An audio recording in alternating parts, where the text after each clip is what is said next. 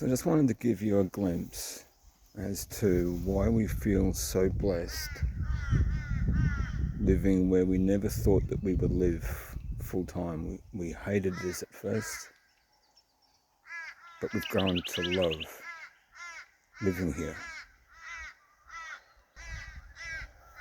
So when we moved, when we bought the land, this log, you can see by the scale of it just how big it is. That's my hand. This log was up there about where the left-hand cabin is, where the pink car is.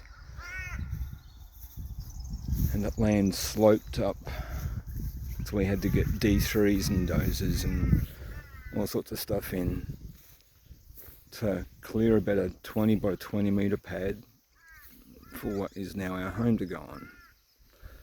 And all that dirt that came out of there went into the driveway over here where there was a massive gully, and the balance of it is over behind the log. I think you can see it there. So all that dirt filled the gully to make our driveway accessible. So when we first bought the land, we used to camp in the back of a Toyota Hiace camper van. And the first project was Janine wanted a swing. So up went the country tree swing in what is the centerpiece to our block, I believe. This beautiful country tree.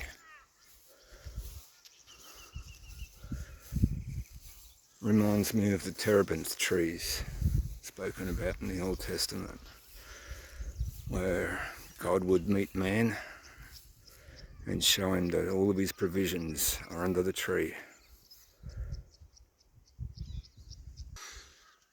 The first project we did was up the back of the property, way up here somewhere. There was a bunch of pipe and guttering and some star pickets. You can see the star picket in there. And it was dark out here. There was no light, no city light. It's amazing how overwhelming that can feel. So we found some solar powered lights. They come on automatically, they charge automatically. Stuck them on the pole. This gives us that sense of relief at night, being able to see something. And yeah, we put a bit of a garden edge around it. With some leftover fence palings. The next project we did on another weekend, we got some steel reinforced plastic pallets, and I taught Janine how to use a cordless drill, putting in all the screws and the palings. Again, just used fence palings for the top. They've lasted pretty well.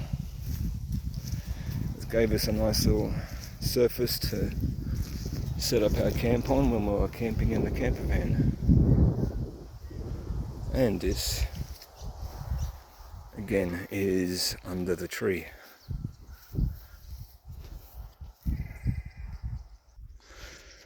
Soon after getting the pad cleared, that's when the fun began. We got a 20-foot shipping container in, and we used it for storage. Generator and tools and all sorts of stuff in there. It's weatherproof, secure, works a treat, and it gave us somewhere to anchor shade cloth from. Got a little bit of a garden in there. Need some repairs at the moment. Next was when the fun really began, and we got the 40-foot container in.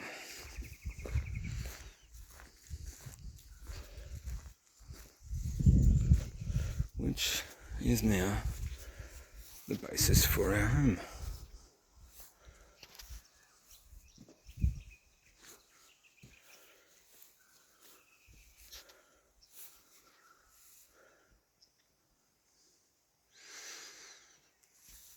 So we built an awning over the back doors so we can open the doors up when it's warm and get this amazing breeze down from the back hills.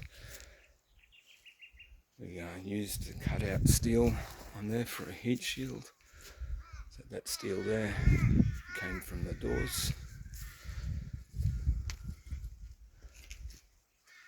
And as you can see, we built a roof over the top and it slopes down to the other side. And yet we catch the rainwater off that. And it soon became apparent that it was going to be really warm at the front here, so I started scouring Marketplace and found a steel pergola that we've reused into building the veranda. The beams for the floor were free, the poles, all the steel work was like $50, all the beams in the roof were free, the roofing was free. It's got a lovely pine floor on it.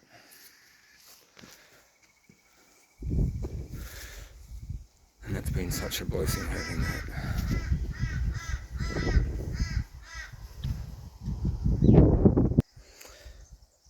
In March 2023, I was retrenched from my job and we thought, well, let's move to the cabin and see what it's like. We're going to need some more storage for all of our household items. And Janine thought, well, how about we get a 20-foot cabin and we'll add it on to the 40. So that's exactly what we did. So on another video I'll show inside, but you can see it's bumped up pretty close there.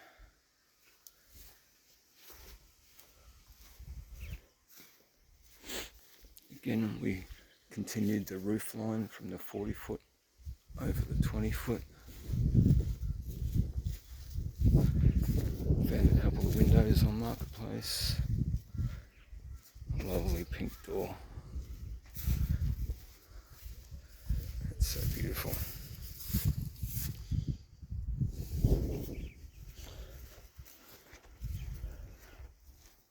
That's down the backside.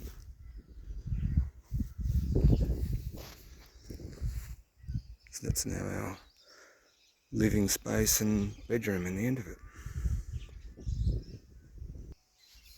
Another little outdoor project we did, we had a lot of just 70 by 35 hardwood planks.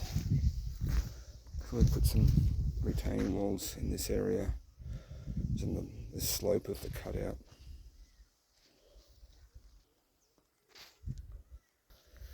It's growing things like lavender and kangaroo paw. And I don't know what this is, some sort of ground cover just spilling over the edges. It just helps manage the water flow off this back hill. So in an effort to be self-sufficient, or at least delve into that world of putting some food on the table ourselves with produce that we've grown, we built a greenhouse and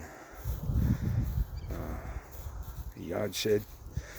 Greenhouse we used just 50mm poly pipe. I got 50 metres of that stuff off Marketplace. I think it was $50 total. Some scrap outdoor treated timber. And as you can see, we just used a star picket and wire, but pipe clamp, hold the piping in place with some scrap lengths of box steel, just tying it all together.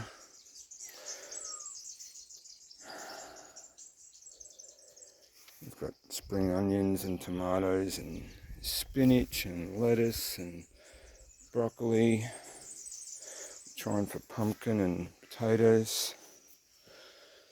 Again, the timber was just all scrap timber.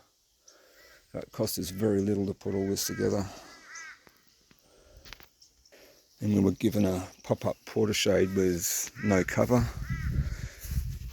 So I rejigged the porter shade. You can see it's just all porter shade framing into our farm shed. Yeah, there's a solar panel sitting here that's going to power the pump, which will distribute the water off the roof. You can see the guttering is up there. We just slotted PVC pipe off the guttering, off the roof, into the IBC. There's our second mama. The first one, she dead. Pumps for poisoning and weed sprays and all that sort of stuff. Electric power tools, they're kind of defunct now. Whippersnippers, brush cutters. But again, it cost us very little to put the farm shed together. And yeah, we just anchored that to the greenhouse, anchored the greenhouse to it. And as we've expanded, we had some leftover pipe, so we've putting a second greenhouse on here, where we've currently got a second crop of snow peas happening. And I think that was cabbage coming up in there. Just got to finish the fencing off and the cover off over the top of that. As you can see, that's PVC guttering. It's just slotted and into the IBC.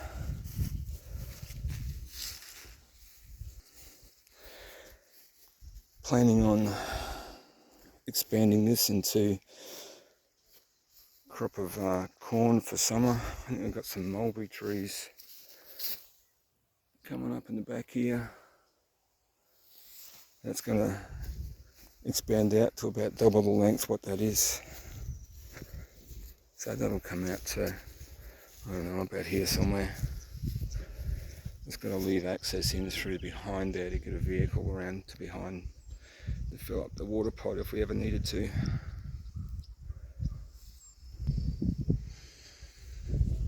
There's an overview. It's pretty messy behind there, but that's where all the action happens behind. And recently we've put in another little flower garden. It's going to fill it up a bit more. And we've been blessed with a caravan for guests to stay.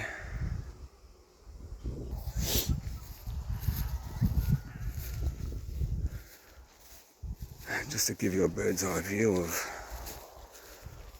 the whole property, we'll take a walk up the hill.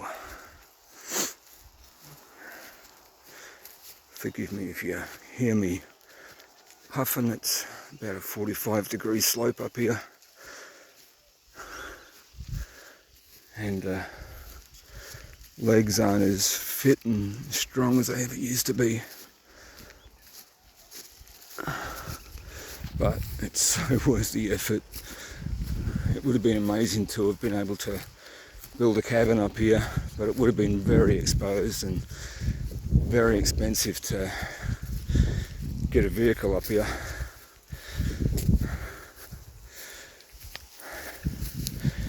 Plan being, I want to construct a pergola up here for this view.